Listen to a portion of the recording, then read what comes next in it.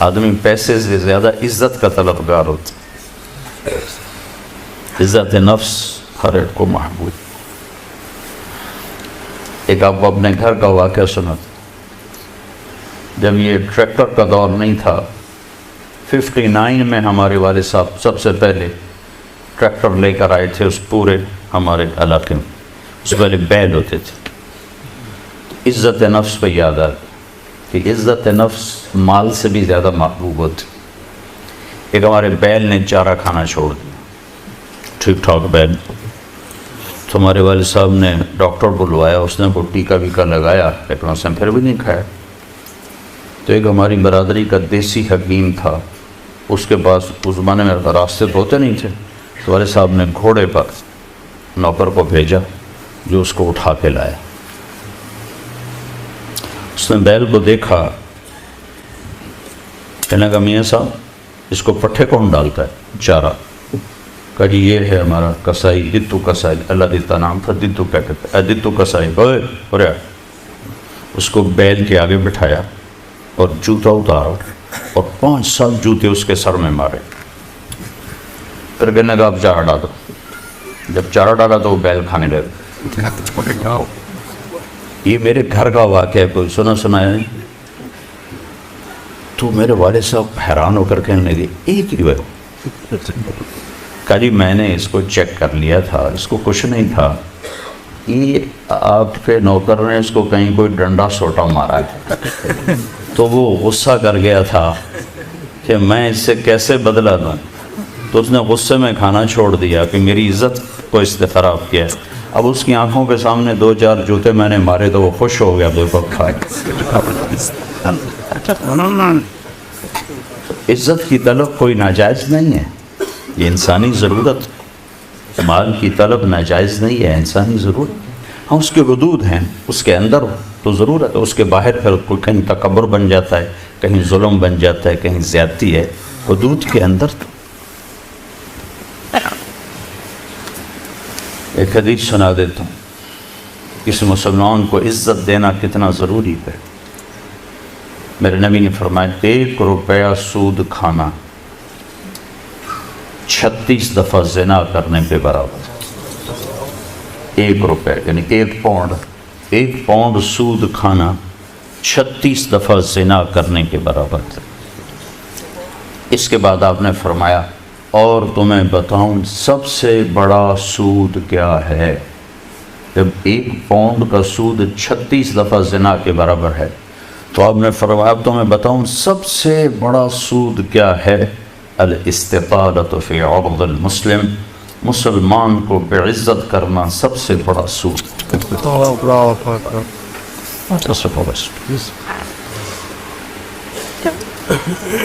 تو نوکر آپ کو پروٹوکول دیں گے، خوشی ہوگی، جنت سے بڑھ کے خوشی ہوگی۔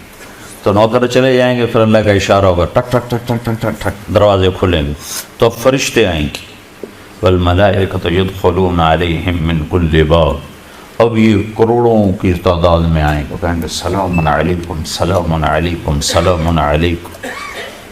چاروں طرف سے جب سلام ٹھوکیں گے کہیں گے بھائی تم نورانی مخلوق ہمیں سلام کیوں کر رہے ہو؟ کہیں گے بما صبرت، وہ جو آپ نے لندن میں صبر کی زندگی گزاری، یہ اس کے بدلے میں ہمیں اللہ نے کہا جاؤ سلام کرو۔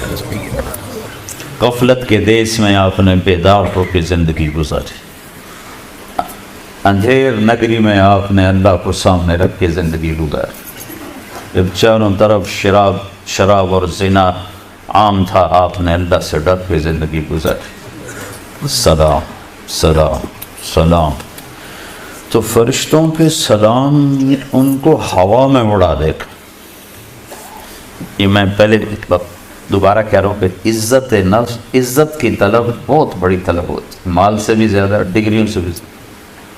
تو فرشتوں کا سلام انہیں ہوا میں اڑا، فرشتے ابھی وہ اس سلام کا مزہ لے رہے ہوں گے کہ فرشتوں نے سلام، اور آئیڈیل ہوم بتا رہا ہوں، آئیڈیل تو ایک دم میرے رب کا عرش ایسے کھلے گا،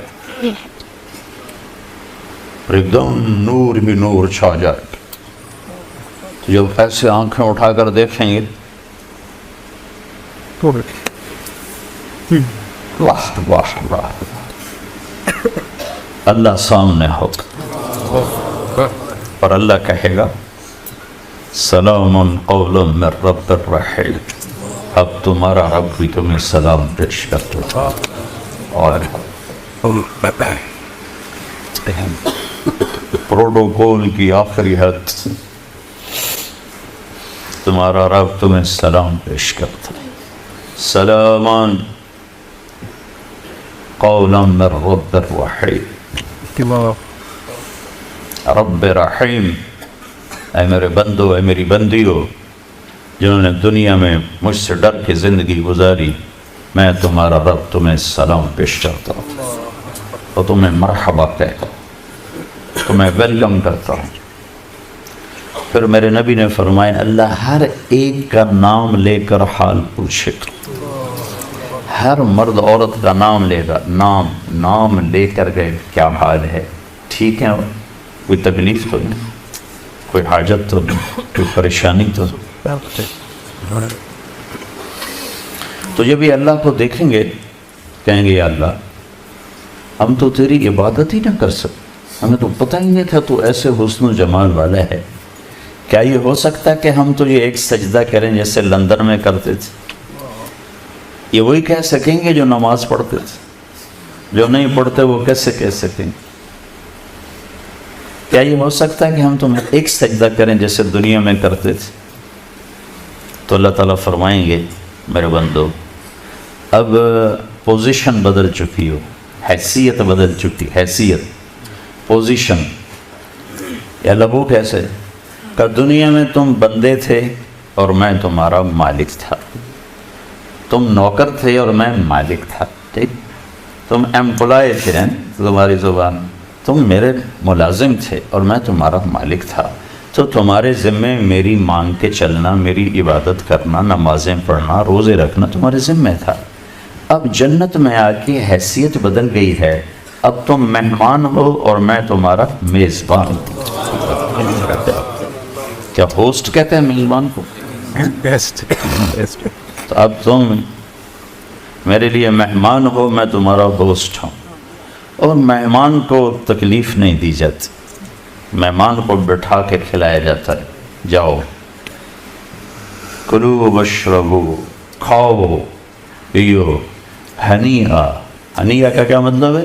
کھاؤ، ہر لقمے کی لذت پہلے سے زیادہ پاؤ، کھاؤ، کھانے کے بعد پخانا کوئی نہیں، پیو، ہر گھونٹ کی لذت پہلے سے زیادہ پاؤ، پیو، پینے کے بعد پیشاب کوئی نہیں، بیماری کوئی نہیں۔ پھر پینے پلانے کی بھی 3 محفلیں قرآن نے بتائیں، کہ یہاں شراب نہ پیو، آپ کے یہاں عام ہے، اس لیے ہر دفعہ میں بتاتا ہوں کہ اللہ کرے آگے والی سوچ دل دماغ پہ چھائی رہے کہ یہاں میرا رب ہر اس چیز سے روکتا ہے جو انسانی وقار کو ختم کرنے والی اور انسانیت پہ داغ، تو یہاں کہتا شراب نہ پیو۔ آگے کیا ہوگا کہ وہاں تمہیں 3 مجلسیں دیکھنے کو ملیں گی، 3۔ ایک کون سی ہے؟ ان الابرار یشربون من کاس کان مزاجها کافورا، وہاں دیکھو گے نیک بندے بندیاں خود اپنے ہاتھوں سے ڈال کے پی رہے ہوں گے۔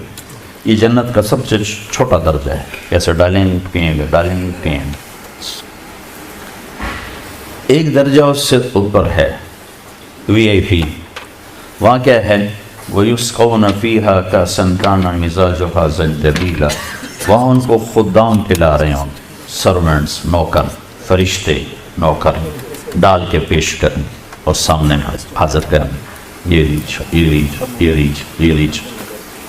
ایک VVIPs ہوگا، سب سے اوپر کا درجہ، وہاں کیا ہوگا؟ وہاں ہوگا وَسَقَاهُمْ رَبُّهُمْ شَرَابًا طَهُورًا، وہاں اللہ خود پلا رہا، اللہ خود پلا رہا۔